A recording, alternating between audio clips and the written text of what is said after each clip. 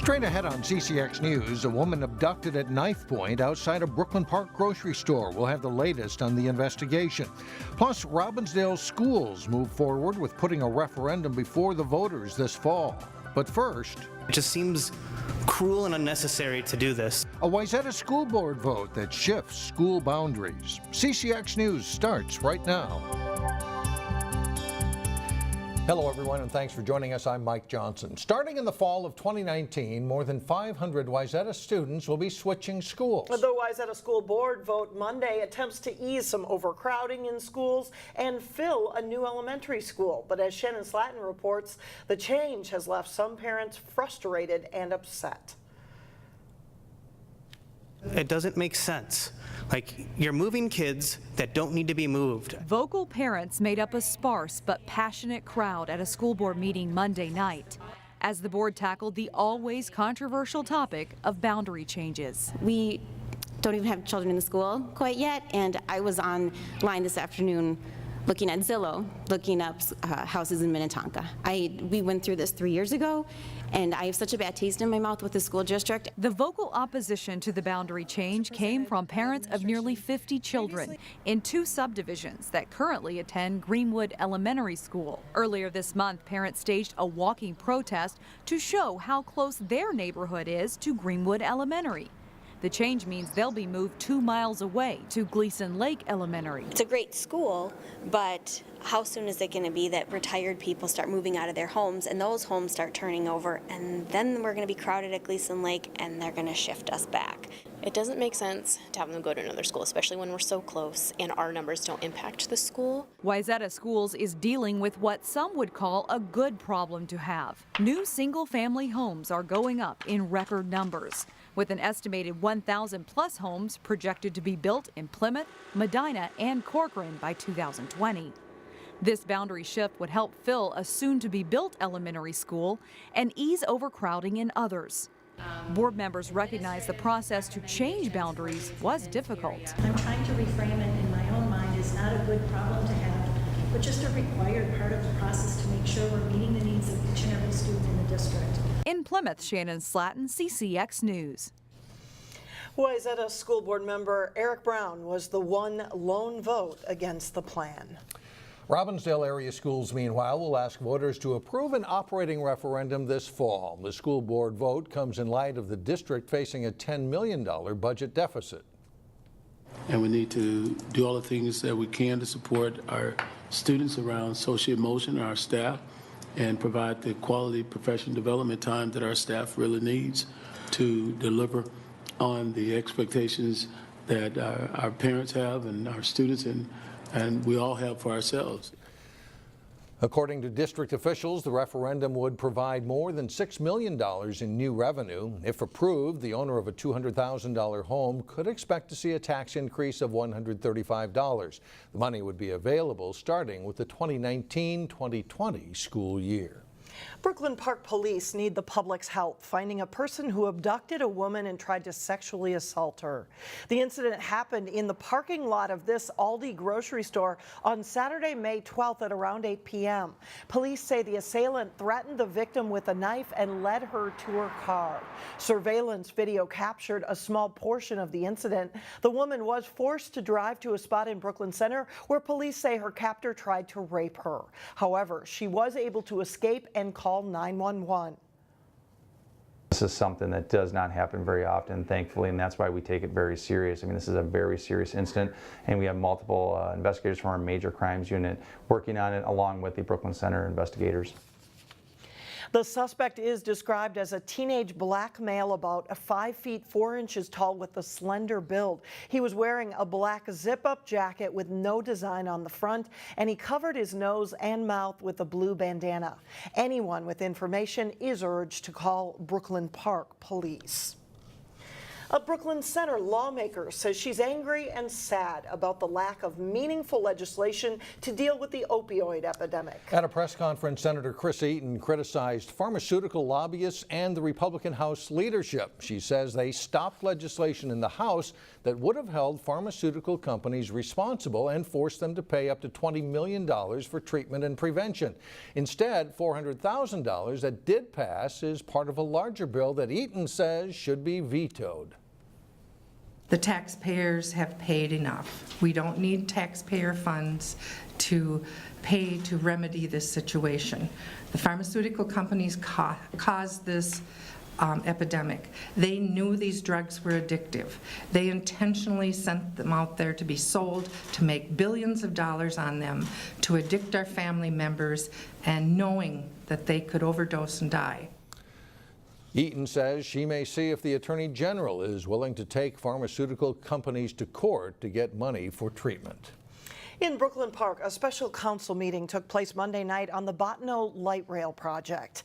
The City Council got to see design plans for 4 of the stations. The design work is about 90% complete. There are 3 things that need to happen before construction can begin. First, BNSF Railroad needs to sign off on the project. Second, the state legislature needs to approve liability limits for the railroad. That's a measure that was pulled out of the bill at the end of the session. And third, there needs to be federal funding, which accounts for half of the $1.5 billion price tag. Students in the adult academic program in the Robbinsdale School District got to brush up on English and help the environment at the same time. Reporter Sonia Goins explains. So we're partnering kids with adults. 6 weeks ago, these English language learners had a lesson about protecting the environment from pollution. Okay, we're going to go around to the beach. Now they're taking what they've learned outside the classroom. We started learning about pollution and focused primarily on plastics and microplastics and the impact in the ocean and the impact how it goes up the food chain, how the fish are eating it and we eat the fish. Instructor Barb Bystrom says many students come from countries where pollution isn't a priority. We have to pick up trash so it can the earth that's good for the earth. Today the class is helping to keep Baker Park Reserve beautiful. It is important to keep it clean because the environment, so the air. Adults paired up with children to pick up unwanted trash. It's styrofoam. They became very passionate about the cleanup. Good job. Good job. And although the beach is pretty clean, Yep, it's a beautiful swimming lake. they did find plastics and other pollutants. We need to clean this one. Many students realize protecting the earth takes a global effort. I like to save our earth.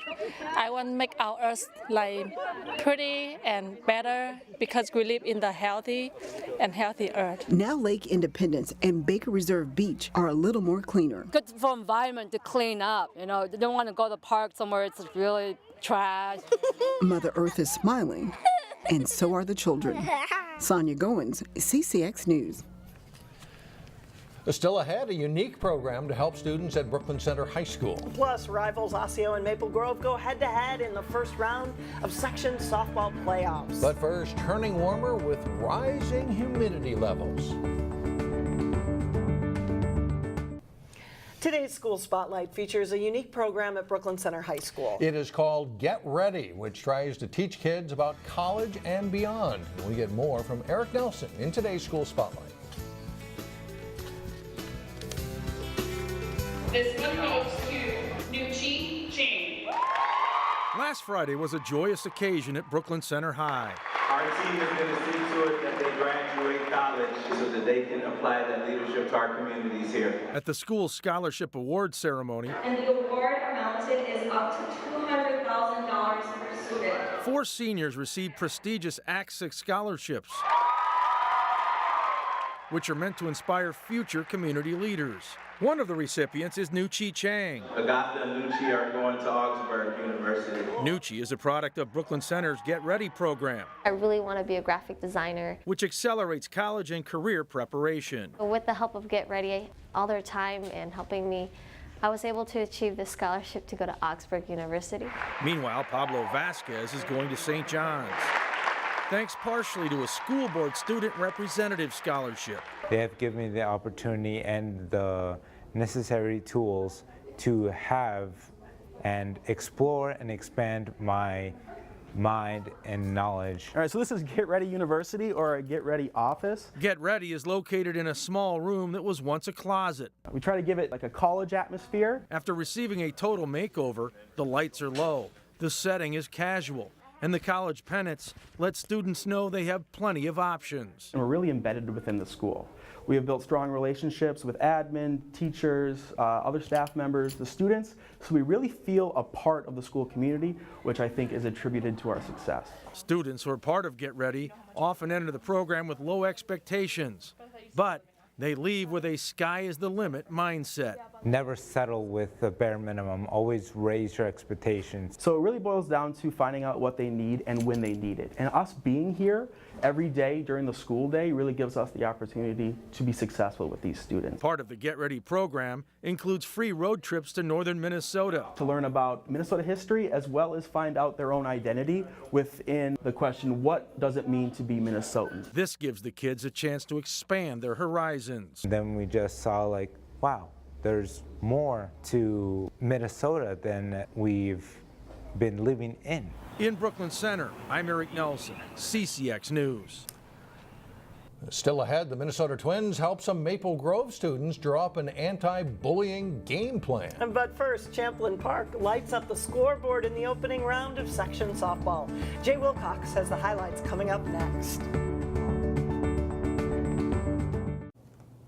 I'm Jay Wilcox with sports. After a quicker season than usual, the softball playoffs got started Monday for many local teams.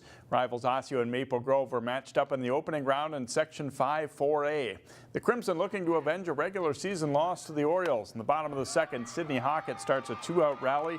She lines a hit into the right field corner and hustles to third base for a triple. Then Jade Tomaszek singles to center field to score Hockett. The Crimson get 3 runs in the frame to take the lead on the Orioles. The bottom of the fifth, Maple Grove pitcher Ava Dueck crushes a fly ball, and it's gone for a solo home run. That makes it 4-0 Crimson. And Maple Grove 8th grader Elizabeth Berry singles up the middle to score McKenna Thomas for a 5-0 lead. And Dueck is strong in the circle. She gets the strikeout to end inning number 6 here. Then in the 7th, Dueck will get a game-ending strikeout. She fans 14 and leads Maple Grove to a shutout win. They're facing 3rd seed Rogers Tuesday. The Champlin Park softball team scored a lot of runs late in the season, and that trend continued in the Rebels playoff opener. Spring Lake Park visiting Champlin Park in the first round in Section 5. Scoreless in the second when the Rebels' Abby Gilk hits a chopper back to the pitcher. It's thrown wide of home. Erin Reardon scores, and Holly Blaska is coming home in a cloud of dust. The Rebels take a 2-0 lead through 3 innings. Spring Lake Park responds in a big way, though, top of the 4th, and Kylie Cruz blasts it deep over the fence and left. That's a 3-run shot, and the Panthers are fired up as they surge into the lead on that home run. It's 3-2 Spring Lake Park. But the Rebels erupt in the 4th. Gilk lifts a fly ball to left. That's deep enough to score. Blaska tagging from 3rd. The sacrifice fly gives Champlin Park a 7-3 lead. And they are far from done. Piper Otto rips a shot into the gap in left center. Emma Berge scores on the hit, and Grace Warwa isn't too far behind. Champlin Park's lead grows to 9-3, and they keep on hitting. Still in the 4th, and Julia Doran knocks a 2-run double to right. The Rebels get 11 in the 4th, and they win 13-3 in 5 innings. They're playing top seed Centennial Tuesday. In baseball, Park Center had a split doubleheader Monday. They beat Andover 2-1 in 8 innings, but the second game, when our CCX cameras were there, didn't go quite as well for the Pirates. Elk River visiting Park Center. After a run scores on a balk, the Elks add another as Kyle Esprum hits one to the hole on the left side. Tanner Stein gloves it, but he has no play as Austin Humphrey scores. It's 2-0 Elks. Some good defense in this game. Stein snags Lucas Brockman's liner and fires to first to double the runner off to end the top of the 4th. Stein's counterpart at short makes a big play as Esprum makes a diving stop and flips to second for the force play to help keep Park Center off the board in the 5th. In inning number 6, Elks top hitter Mitch Stroh drives it to the gap in left center. It brings Charlie Eldridge home on a triple for Stroh, Elk River adds 2 more runs in the inning, and they go up 5-0. And it really gets away from Park Center in the 7th as the Elks score 7 runs, capped by a pinch hit triple for Patrick Boland. Park Center falls 12-0 to Elk River. The University of Minnesota softball team was eliminated from the NCAA tournament over the weekend. It was another strong season, though, for the Gophers, and 2 women from the Northwest suburbs played big roles for the team. On this week's Sports Jam show on CCX, Jason Malillo profiles Maddie Houlihan of Plymouth and Sydney Smith of Maple Grove. Here's a clip from that story. Maddie Houlihan collected 7 hits, scored 4 runs, and led the team with 5 runs batted in over the course of a long, wet Big Ten tournament. Houlihan was named Most Outstanding Player in helping lead the Gophers to their 3rd straight tournament title. Playing free, playing fearless, leaving nothing behind, and really just swinging at strikes. I think if you can swing at strikes and take balls, you give yourself the best chance to be successful at the plate. And you know, I think I just did a good job of that, of controlling my zone and controlling my game and just having a good mental approach every at-bat. Maple Grove's Sydney Smith took a more indirect route to Dinkytown. After dominating the circle for the Crimson, Smith went to LSU before transferring to Minnesota. Smith was up and down this spring while battling through some injuries, but she worked a few key innings for the Gophers in the conference tournament. That's just the goal, is to be able to do whatever you can for the team, and I think I just didn't let the injuries weigh on me, and I just kept pushing through and just knowing that when my time comes, I'm going to be able to do something for my team and just do whatever I can when it's asked of me. You can watch the rest of the Houlihan and Smith story on Sports Jam. Watch it through Wednesday at 3:30, 6:30, and 9:30 p.m. on CCX and at ccxmedia.org. That's all for sports. Back to you. All right, we'll look for it. Thanks, Jay. Up next, some Maple Grove students treated to a visit from a Minnesota twin. What Byron Buxton had to tell the kids when we come back. Well, finally, some Maple Grove youngsters got an anti-bullying message from a Minnesota twin Gold Glove center fielder. Me, I feel the same way. You should treat a person the same way, whether it's good or bad. So it's always good to step in if you see that, and you know that could change how a person thinks about how they play the game or how their life is going for them. Byron Buxton was part of the Shred Hate Bullying Prevention Assembly at Target Field. Joining him was Mike Schultz, an X Games athlete from St. Cloud, and ESPN host Victoria Arlen. 37 students from the Minnesota Excellence in Learning Academy in Maple Grove were part of the program, and some are ready to take a stand to stamp out hate. I would help the person who's being bullied, and I'd come invite them over to play or something, and I'd be really nice to them. And next time I see them get bullied again, I do the same thing again. The Maple Grove School is one of 6 Twin Cities schools that took part in the anti-bullying initiative, and some of the kids will attend the Twins-Tigers game Tuesday night tonight. Let's hope the Tigers don't bully the Twins. Yeah, that's right. Good strategies those kids have, so too. That does it for us. Thanks so much for joining us. And we'll see you tomorrow.